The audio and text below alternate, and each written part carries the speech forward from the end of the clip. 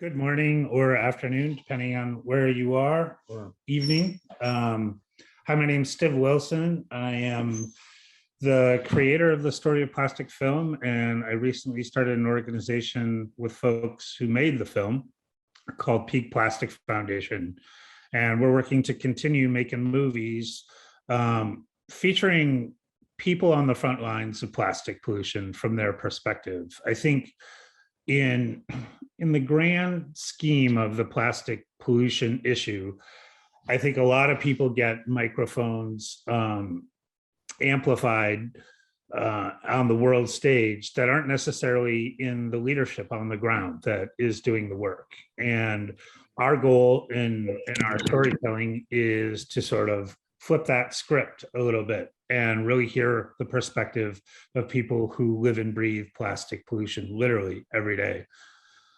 So the story of plastic, I think, when I talk to younger folks, I always want to see what I can say that'll be inspiring, because I know the challenges we face in the future are significant. Well, I'll tell you one thing. I just won an Emmy for my first documentary, and I had no idea how to make a movie. And so when I think like the world will reward a risk taker. And so if you have a good idea and you believe in it, make it happen. And I try to live by this maxim that says,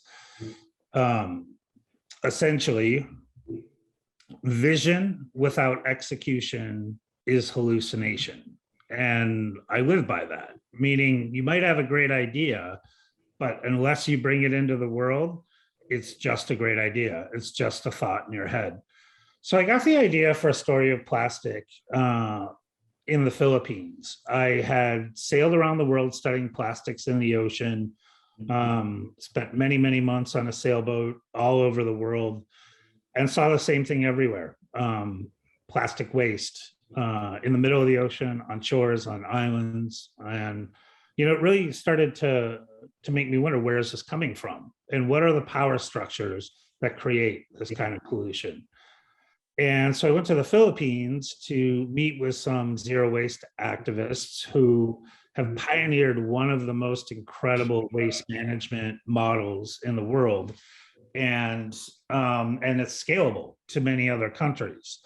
And that sort of system, and seeing the people working in that system, made me realize, one, when you're born in a very rich country, there is a sort of elitism that goes with that culturally. You feel like you're better. And if you say rich country, poor country, what sounds better? Rich country.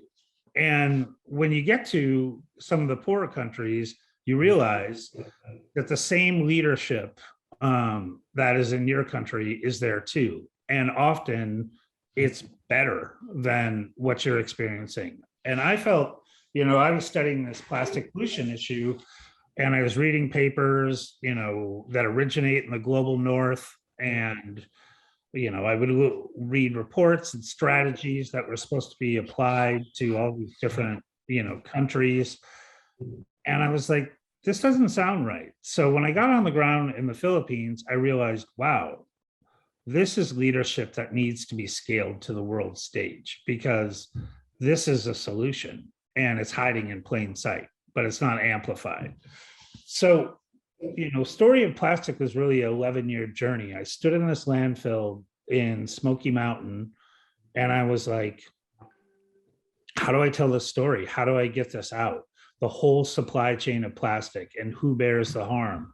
And how do we tell it from the perspective of the people experiencing that harm and the people leading in these countries? And so I set out to make this film, and I started talking to people, and it started resonating, and I started building, alliances with folks all around the world, and started talking to people with money, and said, hey, if you really want to change the narrative of how we understand this issue, and if you really want to bring up the leadership around the world doing great work, this is the way to do it.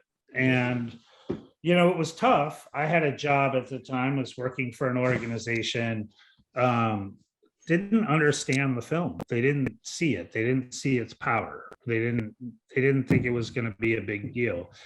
But our filmmakers, we all did, because we were there on the ground and we were experiencing this from people.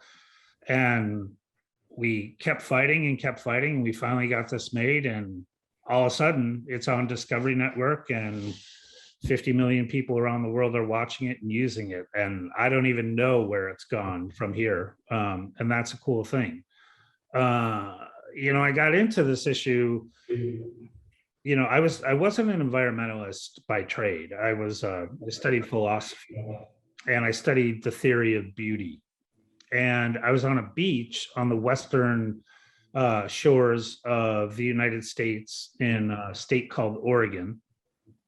And I was a surfer, and I was coming in from surfing, and I had my dog running on the beach. And the beaches here in the northwest of the United States are pretty remote because it's pretty cold, and the weather can be pretty strong. So you often find yourself out on a beach without anybody else there.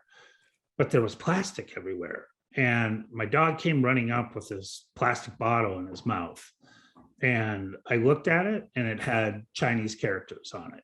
And I was like, wow, this has traveled all the way across the ocean and it didn't break. And I was like, wow, this is a really strong material, but it also shouldn't be here. And it was that sort of like view of a plastic bottle amidst the trees and the ocean and the beach. And I was like, it just doesn't fit. It's aesthetically wrong. It is incongruent to the natural order, both in shape and color. And that's what really got me into this, is a love for the ocean and a love of beauty. And I want to say, ultimately, I think when I think of beauty, people think the opposite of beauty is ugly. And I think the opposite of beauty is indifference. And I think we're facing a world of people who are indifferent to the changes that are going on that will affect billions of people. And our job as leaders, and I mean our, in the big sense, your job, my job, everybody's job working on this, is to fight that indifference and inspire people to action. It's what's fueled me. It's what made the story of plastic. And we're going to keep going. Our new organization, Peak Plastic Foundation, we're starting to shoot our next film. It's going to be mostly on it's focused in the United States, because the United States supplies the feedstock for plastics around the world. We're the biggest producer of plastics in the world. And so we're going to be looking at the harm that that's causing. And our country is going through a lot of changes and a lot of turmoil right now. It's the most politically divided I've ever seen in my lifetime. And, it's a hard time in the United States. And I think, our very democracy is in question. And, ultimately, there are very powerful forces that want us to continue down this fossil fuel future. And we all know that it's not going to work. It's not going to work for transportation, energy, and we can't produce these kind of plastics. So it's a big fight ahead of us. But I'm inspired to keep telling stories and keep working with leadership around the world and this country. Don't worry, we're definitely going to make other movies internationally when we can do that. And we're really interested in working in Africa. We've made some really great connections and some of the most amazing work. And by the way, that's also a place where the plastics industry is looking to produce more plastic and also send the waste of rich countries to the west coast of Africa. So we want to tell that story as well. So yes, that's all I wanted to really sort of, kick off with my presentation, tell you where the story of plastic came from. I hope you enjoy it, and I hope you've shared it with a bunch of folks. But just know that we're going to keep making more movies. So we're ready. and we're ready to hear your stories. And thanks so much for having me here today. I'm always inspired by the young folks who are taking this torch and working for a better future, because it is possible. Good evening, everyone. My name is Clinton Ezeigwe from Nigeria. And currently, I'm with my students where I'm implementing my climate action project that is focused on, it's titled Preventing Plastic Pollution in Nigeria. Basically, this idea came to me as the result of, how we depend so much on the use of plastic, especially single-use plastic. Here we hear people, dispose of their plastic indiscriminately, which finally ends in the waterways and then into our ocean. And when you look at the way we also manage our waste here, especially plastic, there is no recycling facility, especially in my state here in Imo State. And you could just, like any street you be to, you see people like throwing away their trash anyhow, which you look at the gutters all around, all the waterways, you see them filled with plastic. Then I began to think maybe how we better educate ourselves, or maybe raise awareness about having this attitudinal change or behavioral change about the way we handle and the way we use also plastic, especially single-use plastic. Then I conceived this idea of getting and mobilizing young people, because I believe that this set or this group of people, they are they learn easily, they understand more, and when they learn something new, they can, be able to also share it with their families, their friends, as well as their community. And also, believe that, one person, who learns about disposing his plastic or his waste probably is also one less person contributing to the issue of plastic pollution.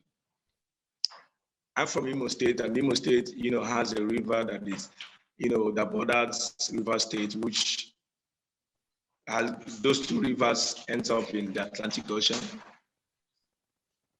And here, most of the busy places, whenever you go there, just yesterday, I captured one.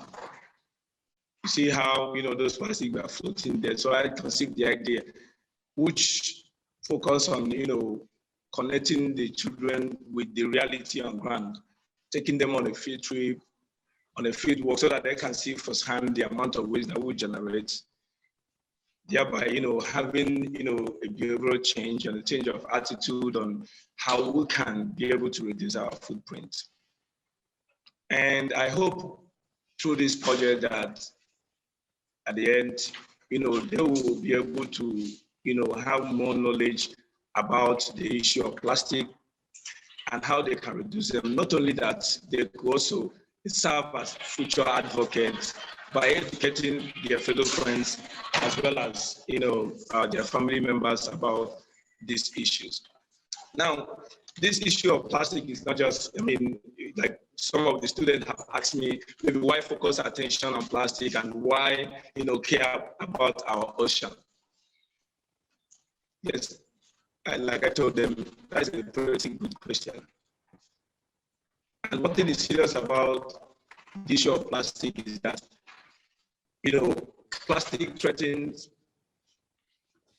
the life as well as the health of, marine environment. Also, the communities that live in the marine areas. Yesterday, I visited one marine area, called Buta Lake. It was really an eyesore to see how, such a tourist destination, which ordinarily would have been, one of the tourist centers when you visit Imo State. But given the amount of trash, the amount of waste, the amount of debris that is being deposited into this water body, people no longer visit that place because, the water is no longer what it used to be, and it's no longer conducive for people to even visit. So you look at it from the view of how plastic pollution also impacts on our own ecosystem.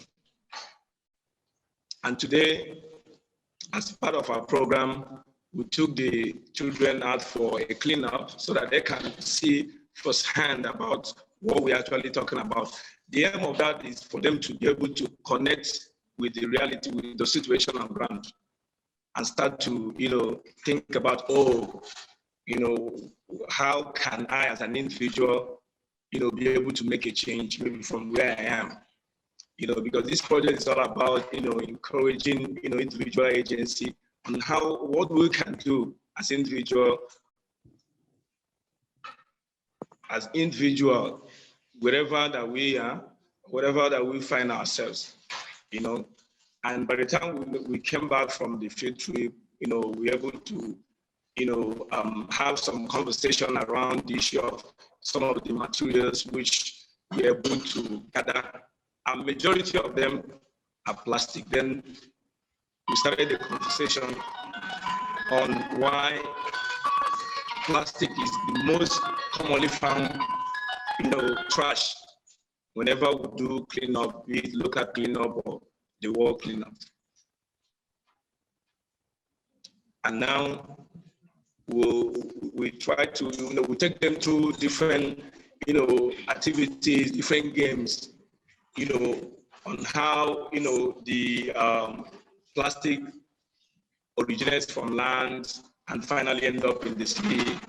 Who are the sources? Like we just finished a game, looking at, the source of the problem, which is the human being. That anywhere and everywhere you find human being, there is a potential for,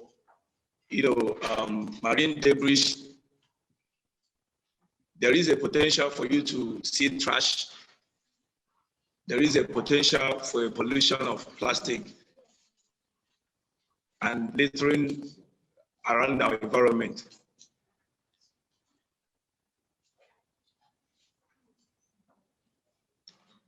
So this project is, so dear to my heart in the sense that, it is something that we can connect, we can be able to, make a change wherever we are, by making sure that, we have a clean and green environment and planet, as well as, encouraging people around us, so that they can, start to, reduce their plastic footprint. And at the same time, encouraging, a collective impact, because when we work together as a team, which we have been doing during the course of this program, we try to encourage teamwork, because individually we cannot do more, but collectively we'll be able to do much. We encourage them so that they can also work as a team, so that they can also join hands with, other young people like them out there in order to, be able to make a change.